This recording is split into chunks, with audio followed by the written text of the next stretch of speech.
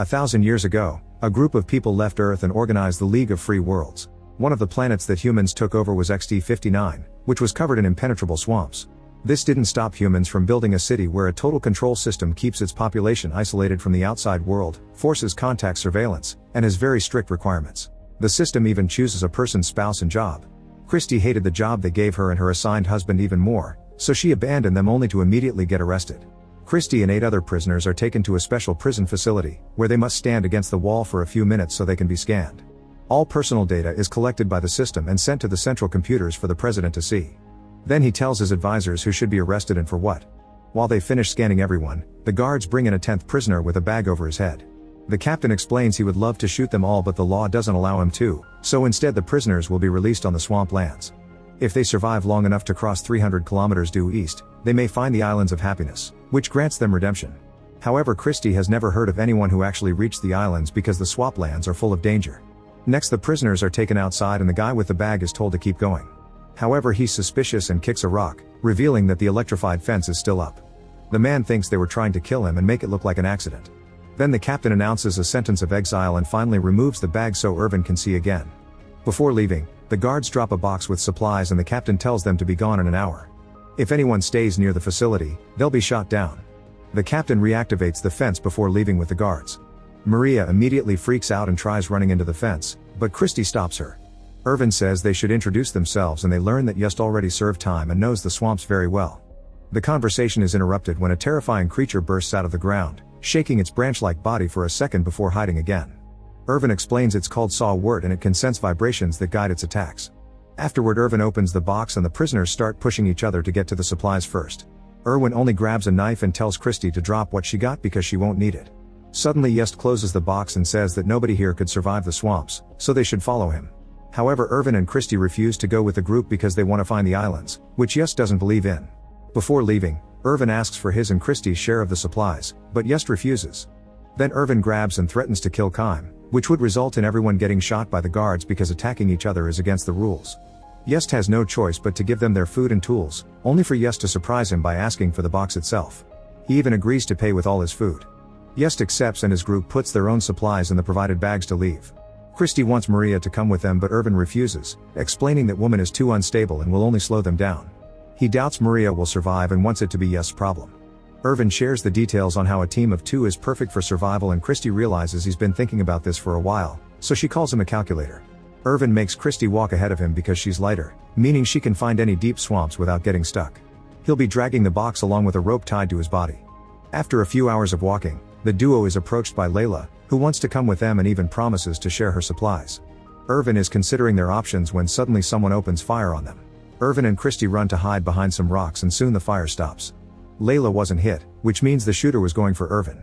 He tells Layla to leave since she's clearly the reason behind the attack, and a furious Layla runs back to her group. Afterward, Christie and Irvin continue their journey by crawling on the ground, keeping the box behind them as a shield. Christie notices weird little creatures on top of the box, but Irvin assures her they're peaceful. Once they've crossed the magnetic ridge, Irvin stands up because guns don't work there. He hides behind some rocks to spy on the other group and confirms they've been following his trail. Irvin also notices they're missing a prisoner right before a light indicates the facility's cannon was fired, meaning a man stayed behind and got killed. Christie wonders if the islands are real and Irvin says that the captain almost killing him with the fence is proof they are. If the prisoners truly had no chance of survival, they wouldn't have wasted time trying to kill him. Irvin keeps claiming he knows the swamps well but he's never been there, which Christie finds contradictory. Meanwhile in the facility, the captain talks to the president, who is angry because they failed to kill Irvin. It's then revealed that the shooter had been Matthias, the prisoner who stayed behind. He was actually a guard working undercover and the cannon never killed him, it was all for show. Sometime later Christie and Irvin stop to rest and get some water. At that moment an electrified tentacle comes out of the ground and almost attacks Christie, but Irvin jumps on it with his cloak to stop it. The tentacle begins fighting back, wrapping itself around Irvin's body and slashing his chest. Following Irvin's instructions, Christie grabs the knife and cuts at the bottom, causing the underground creature to retrieve. Irvin decides to keep the severed tentacle to use it as a weapon. Afterward Christie cleans Irvin's wound while admitting her crime was murder. She tried to get a divorce permit and the government worker tried to molest her, so she acted in self-defense. They're interrupted by the arrival of the other group and when Just tries to steal the box, Irvin uses the tentacle as a whip to keep him at bay. Just's group steps back and the duo continues with their journey. Some hours later, Irvin notices that Just and his people are still following them. Christy wonders where the group is going if Yes doesn't believe in the islands, and Irvin theorizes they're heading to the Rotten Shoal, a former prison where social outcasts live. Suddenly Irvin notices a saw word emerging from the ground and tells Christy to lie down without moving or making a sound. The other group keeps on moving, causing the sawwort to sense their vibrations and start to send its branches up. Yest finally tells everyone to freeze, but it's too late. The huge sawwort bursts out and swings its body to attack. Most of the prisoners dodge it, but Maria and Chob get caught by the branches. Luckily Chob has a knife and immediately cuts the branch to free themselves, only for the creature to regenerate and create a monstrous structure in front of them. Yest reminds everyone to stay still, however Kime is terrified and runs away. A branch grabs him by the ankle and keeps him in place so the main body can descend on him, capturing Kime and taking him with it as it returns to its underground lair. While the other branches disappear as well, Christy calls Irvin out for not warning the others about the creature. Irvin reminds her they need to survive and forces her to keep going. At the facility, the president tells the officers he wants them to catch Irvin and bring him over, referring to him as the advisor. If they fail, the president will make the officers prisoners as well. Sometime later, while Duo is resting, Christy hears a strange sound and turns around to find a terrifying view. There is a huge swarm of small creatures approaching them very fast. She immediately tries to run away, but Irvin stops her and drags her back. When a creature almost attacks them, Irvin destroys it with the whip, then he brings Christy into the box with him. The creatures soon reach their spot and stomp all over the box, making it shake like crazy. However, it's strong enough not to break and it keeps them both safe until the monsters are gone. Once they're sure it's over, the duo comes out and keeps traveling without the box. Soon they reach the actually swamps, so they use their poles to check the ground before taking another step, that way they can avoid sinking. Meanwhile, Yest's group also reaches the area and Maria is having trouble to advance at a proper pace. Yest announces they're taking a break and Layla protests as she points out they'll lose Irvin's trail, but Yest doesn't care. Furious, Layla cuts off her end of the rope and tries to leave.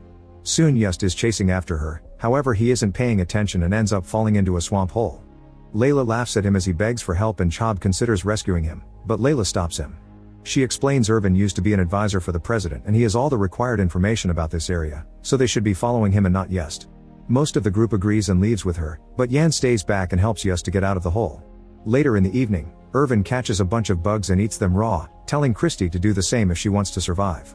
Christy does it even though she finds the taste disgusting and Irvin clarifies boiling them would make them taste even worse. While they rest, Irvin finally shares why he was imprisoned.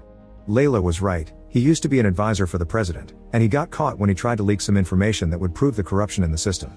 In the end, Irvin surrendered himself, hoping to be exiled on purpose. He knew the system couldn't work without him, so disappearing would be the most effective way to destroy it. In the facility, the captain discovers the system is going through some errors that cause the communication satellites to fail. However, nobody can restart it because Irvin is the only one who knows the code. Sometime later, Layla's group sees two people nearby and approaches them thinking it's Irvin and Christy. However, it turns out they're two prisoners who have been stuck there forever and survived by becoming cannibals. They immediately attack the group and capture Maria while the others run away. Christy can hear her screaming in the distance and wants to go back for her, but Irvin stops her because it's dangerous.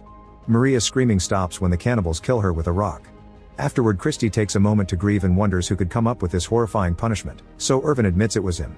Christy considers him a monster, but Irvin points out nobody protested against the law when it was announced, so the general population is as horrible as he is.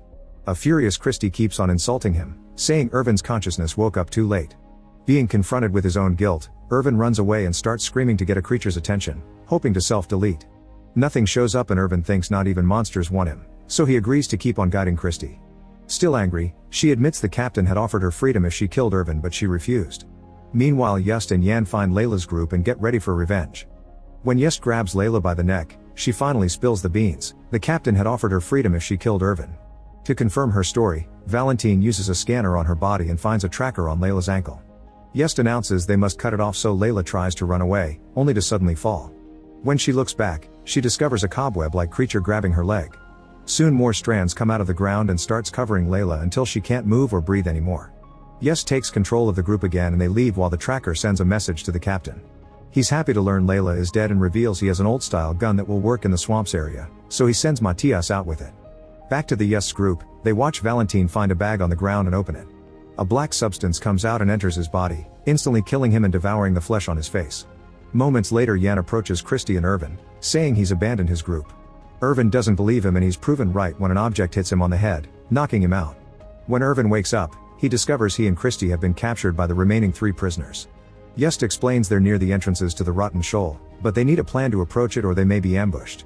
Irvin wants Christie to leave without him, but she refuses and kisses him. Afterward, Just picks Irvin up and carries him in his shoulders while looking for an officer, hoping to make a deal. In the rotten shoal, Matthias and 2 officers arrive. They knock out a few prisoners hiding there and interrogate another one, who swears nobody new has shown up recently. Suddenly a crossbow is shot in the darkness, killing one of the officers. Matthias and the other guard immediately fire back, killing a bunch of prisoners and destroying half of the room. Outside, Chob is wandering alone and soon a saw-wurt's branches start surrounding him. When the officer comes out to investigate the noise, the saw-wurt attacks and captures him instead. In the struggle, his gun is accidentally fired and the random bullets hurt Chob's shoulder. The weapon falls as the creature disappears with the body. Meanwhile, Just and Irvin get into the rotten shoal using a secret tunnel. Just hides Irvin and goes to another room to meet Matthias, asking for a deal. Matthias agrees and gives him his gun as guarantee of his word. When Just takes him to see Irvin, he's already gone. Matthias uses his scanner to find Irvin's location but keeps it to himself. Just walks ahead to start the search and Matthias gets ready to shoot him, which Just hears and causes him to shoot first. However, the gun has no bullets and Matthias quickly brings him down with 2 shots. Next, Matthias checks behind a curtain thinking that's where Irvin is hiding, but the people his scanner detected are Jan and Christie. After killing Jan, Matthias captures Christie and threatens to kill her too if Irvin doesn't come out. At that moment, Chob sneaks into the building too, bringing the other guard's gun. He meets with Irvin and they make a plan. They come out of hiding and Irvin agrees to surrender in exchange for Christie. Matthias lets go of her, but before Chob can shoot Irvin as planned, Just reappears and stabs Matthias in the head from behind. As he dies, he accidentally shoots his gun and hits Christie, but luckily it's just a sedative and not a real bullet. Afterward, Irvin thanks Just, who is in great pain.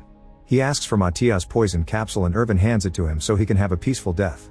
Sometime later, Christie, Irvin, and Chob make it to the shore and find small islands on the sea with nothing on them. Chob thinks it's over, but Irvin notices the islands are moving, meaning they aren't real islands. They're just pieces of the swamp carpet, and they're capable of supporting their weight.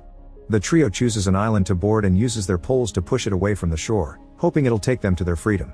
At the facility, the president is scolding the captain for his failure when the systems start shutting down. The captain sends another officer after Irvin, hoping they still may have a chance to catch him. Back to the prisoners, Chob discovers his wound won't stop bleeding and at this rate he'll die soon. Not wanting to wait, he jumps into the sea and says goodbye to the others before a creature drags him underwater to be eaten. A few hours pass and the duo is found by the officer in an aircraft, but it's too late.